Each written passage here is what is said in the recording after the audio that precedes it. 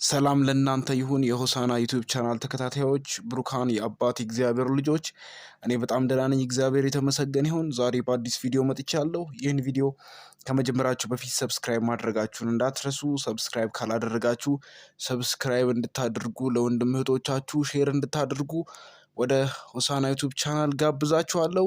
ወደ ቪዲዮ እንሂድ። በዛሬው ቪዲዮአችን ስለ አንድ ታዋቂ ግለሰብ ወይ ደግሞ ስለ አንድ ታዋቂ ወንድማችን እናወራለን። ይህ ወንድማችን አዶናይ ይባላል። ቲክታክ ላይ በጣም በብዙ ሚሊዮን የሚቆጠር ፎሎወር አለው። እንደዚሁም ብዙ ሰብስክራይበሮች አሉት ዩቲዩብ ላይ። ይሄ ወንድማችን በጣም ታዋቂ ነው። ስለዚህ ወንድማችን እናወራለን። ይህ ወንድማችን የሚታወቅበት አንድ ሲምቦል አለው። ይህም ሲምቦል 444 የሚል ቁጥር ነው። 666 እንደሚባለው 444 የሚል ሲምቦልን ይጠቀማል። የ444 ትርጉም ምንድን ነው የሚለውን ነገር ነው ዛሬ የምናየው። ቀጥታ ወደ ትርጉሙ እንግባ። ላይክ አድርጋችሁ ይህንን ቪዲዮ ጀምሩት። እግዚአብሔር ይባርካችሁ ላይክ ስለምታደርጉ።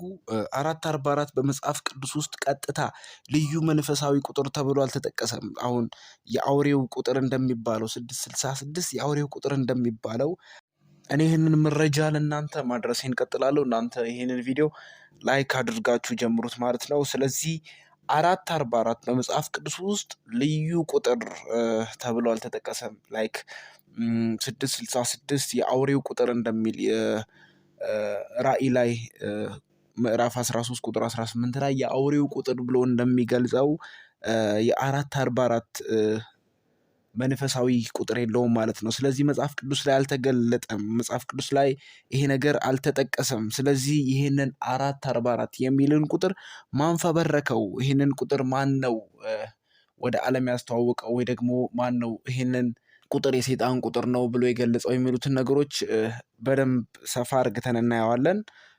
ሉክ ይህ 444 ቁጥር ከሰው እምነትና ትርጓሜ የመጣ ሀሳብ ነው። ሰዎች የሆነ የሚያምኑት እምነት አለ፣ ወይ ደግሞ ለዛ ቁጥር የሆነ የሚሰጡት ትርጓሜ አለ።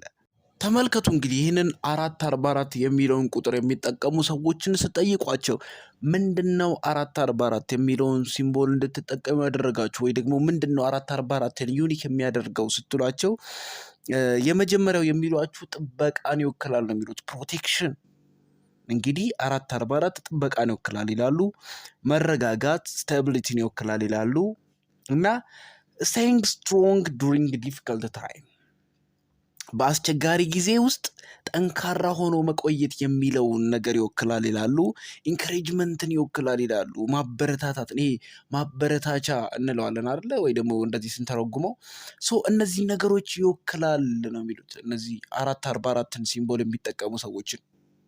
አሁን እኔ የምላችሁ የምትከተሉትን ሰው እወቁ። ባክግራውንዱን አጥሉ። ማንን ነው እየተከተላችሁ ያላችሁት? የምትከተሉት ሰው ምን አይነት ስታይል ነው የሚከተለው?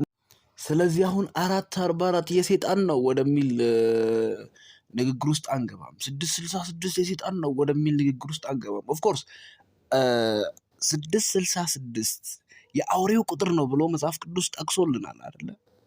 666 የሚልን ሲምቦል የሚጠቀሙ ሰዎች በግልጽ በአደባባይ ይሄ ዴሞኒክ የሆነውን ዓለም ወይ ደግሞ ይሄ የሰይጣን የሆነውን ነገር እየተጠቀሙት ነው፣ ወይ ደግሞ ያንን ነው የሚከተሉት። በቃ ይሄ በአደባባይ የሚታወቅ ነገር ነው። ምክንያቱም መጽሐፍ ቅዱስ ላይ ተጽፎልናል፣ መጽሐፍ ቅዱስ ነግሮናል።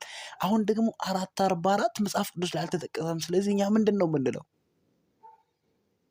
444 የሰይጣን ነው ወይ ደግሞ ኢሉሚናቲ እንደምንለው ነው ምናምን ወደሚለው ነገር ውስጥ አንገባም። እናንተ የምትከተሉትን እወቁ። አንዳንድ ጊዜ ታዋቂ የሆኑ ሰዎች የሆነን ነገር ማስፋፋት ሲፈልጉ፣ የሆነን ነገር ማስተዋወቅ ሲፈልጉ ጥሩ ነገር ነው ይሄ ሲምቦሉ ጥሩ ነገር ነው የሚወክለው በሚለው ሽፋን ነው ውስጥ የነሱን አይዲያ ወይ ደግሞ የነሱን አረዳድ የነሱን የሆነ ስፒሪት ለኛ ሼር ማድረግ የሚፈልጉት። ስለዚህ እናንተ የምትከተሉትን ሰው እወቁ፣ የምትከተሉትን ሰው ምረጡ ነው የምለው። ማለት ባክግራውንዱን አጥኑ። ማን ነው እየተከተላችሁ ያላችሁት? ብዙ ጊዜ ሰዎች ይፈራሉ። 666 ሲባል ይፈራሉ በጣም የኢሉሚናቲ ነው ይላሉ። 444 አንድ ይፈራሉ። ይሄ ነገር ግን ሌላ ነገር ትርጉም አለው። ሌላ አይነት ሚሴጅ ነው ለሰዎች የሚያስተላልፈው። ስለዚህ የምትከተሉትን እወቁ። ደግሜ ነው ይሄንን ነገር። ስለዚህ ሰዎችን ማንቃት ነው፣ ትውልድን ማንቃት ነው። ስለዚህ እናንተ የምትከተሉትን እወቁ፣ ምንም የምትፈሩት ቁጥር እንዳይኖር።